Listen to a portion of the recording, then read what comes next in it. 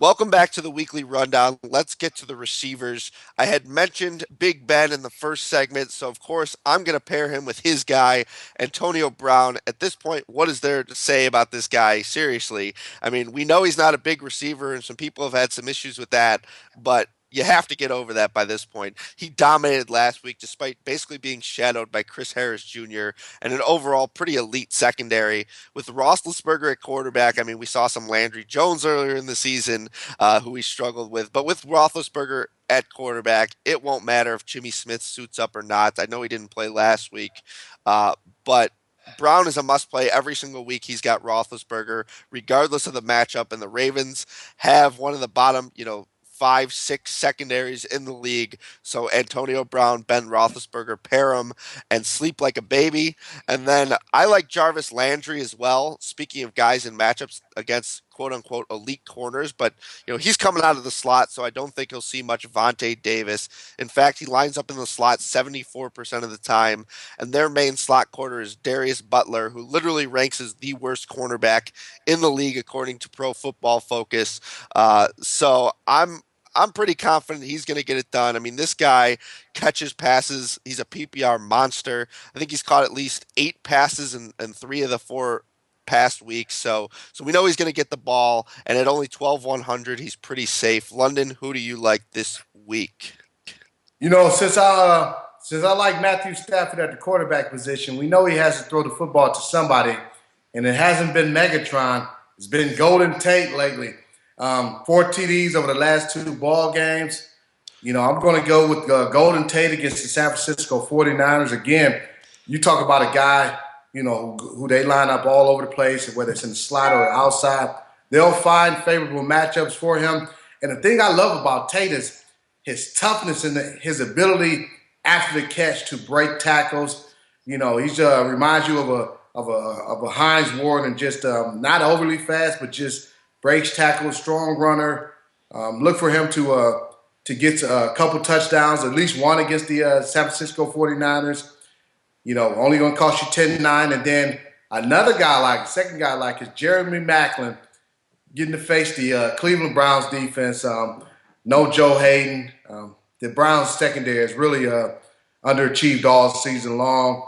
Maclin is Alex Smith's favorite target. He's his number one target. So look for Maclin to have a big game, and also look for Golden Tate to have a big game. You think about this, Doug Baldwin caught 2 touchdown passes against Cleveland last week.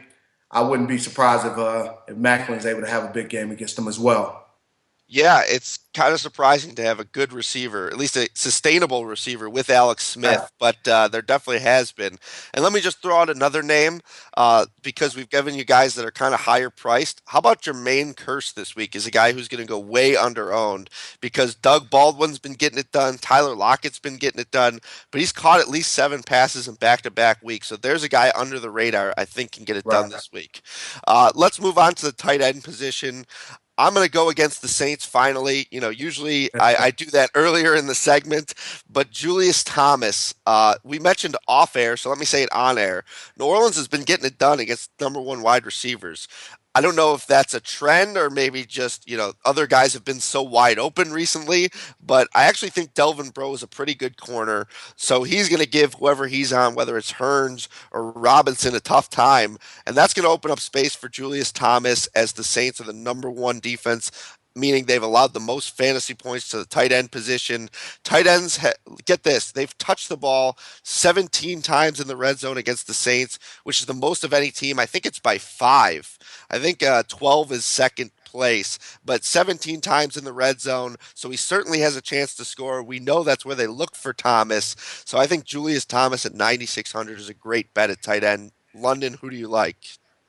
I'm gonna go with Will Tye for the New York Giants, and I'll admit I didn't know a whole lot about this guy. I'm sure maybe not a lot of people know an awful lot about him either. Tight end for the Giants. Last 2 ball games, he's caught a touchdown pass. And caught at least 5 passes in both ball games. Produced 15.3 fantasy points, and then also 14-point fantasy points in the last 2 ball games. Another part of the equation that you have to consider. There's no Odell Beckham Jr. in this ball game. So you have to figure, those targets have to go somewhere. So yeah, Ruben Randall will probably get some of those targets, but I also expect Will Tye to be the beneficiary of some of those passes as well. So um, and he doesn't cost a ton. You think about this: 7,000 for a starting tight end, who's produced over the last couple of ball games. He's very inexpensive. So if you're looking to spin up in some of the other places, whether it's at the quarterback position, or you talk about Roethlisberger and Antonio Brown, maybe you pair Will Tye with those guys because of the fact that he doesn't cost a lot and he produces. Yeah, that's a great point. I mean, I'm scared of Ruben Randall. He has difficulties getting open sometimes. So if you're looking for someone in the Giants passing game, Will Tye, definitely an interesting option there. Not even one who's been on my radar yet, but gonna have to give him a harder look.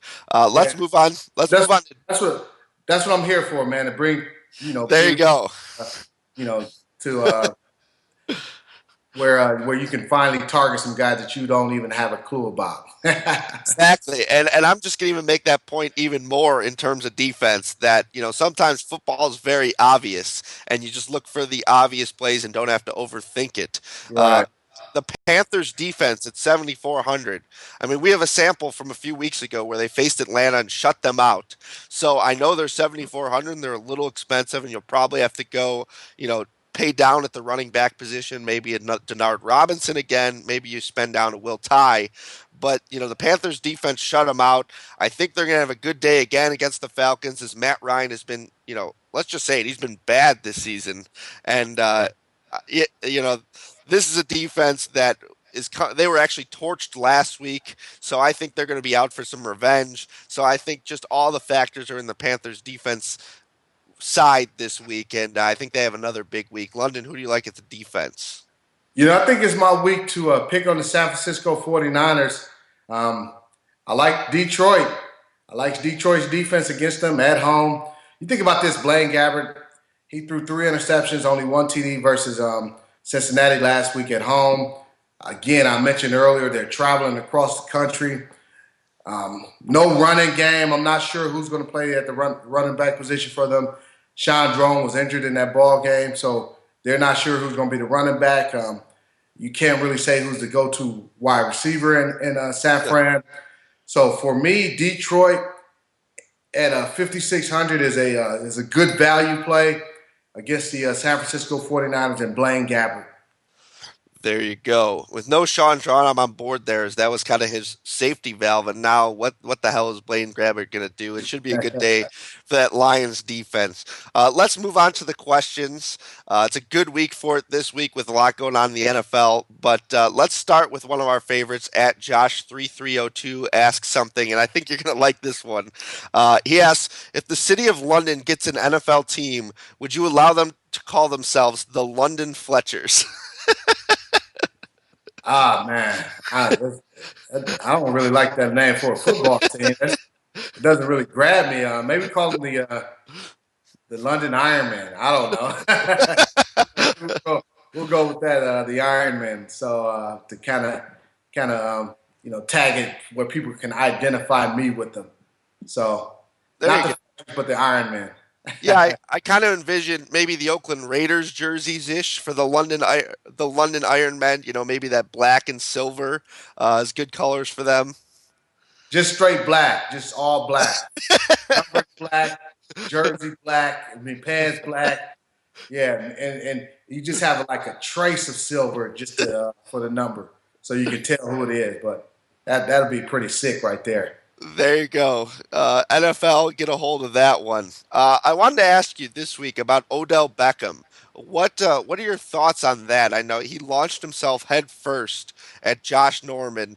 Just the overall situation. What did you make of it, and did you think he deserved that suspension? Oh, without a doubt, he deserved that suspension.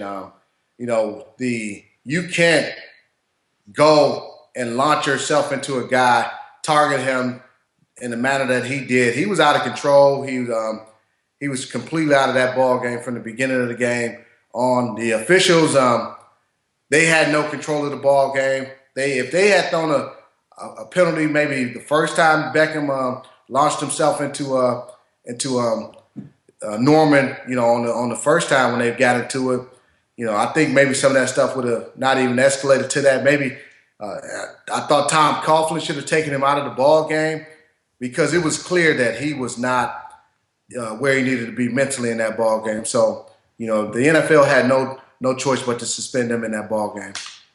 Yeah, yeah, I agree with you. Uh, let's move on to the final question.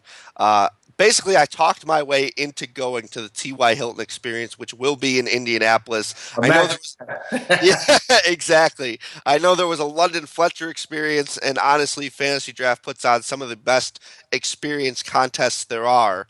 But in terms of this T.Y. Hilton one in Indianapolis, he's a big gamer. So we're going to be playing some video games with him at Dave and Buster's. Oh, And okay. yeah, that had me thinking, London, what is your favorite or what is the best arcade game of all time? And what should I be challenging him at? You know, I'm not a big gamer now. My son, he forces me to play him in Madden now. He's only 7, but he forces me to play him in Madden. And but other than that, I'm not a big gamer. I used to play, years ago, long time ago. And my favorite game was probably like a Donkey Kong. I don't know if people even remember Donkey Kong or Super Mario Brothers. One of those two. So I'm not even sure if they. I don't think they would have that at Dave and Buster's, but if it was me, it would be Donkey Kong or Super Mario Brothers. London Fletcher is not a skee ball guy, huh? No, I never heard of it. That's the game where you have that little ball and you throw it up and you got the target and you got to get it in those. You never heard of skee ball? No, no, I have no Ah, clue what you're talking yeah. about. All right, there you go. London says I should play him in Donkey Kong, so I'll have to, if they don't have it on the floor, I'll ask him if they got it in the back.